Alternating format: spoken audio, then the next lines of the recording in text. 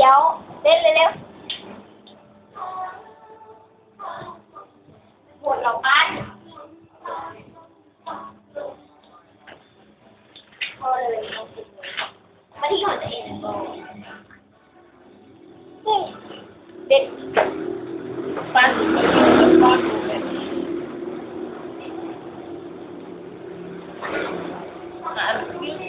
ไปที่ไรเมย์เอ็นนั่น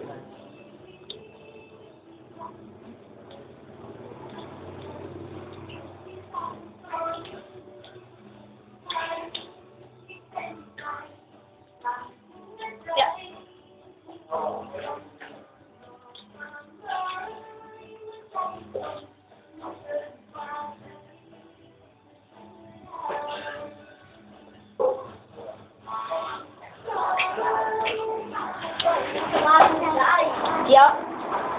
ปั้นจะไปเห็นกระเป๋าอะไรไม่รู้แบบนี้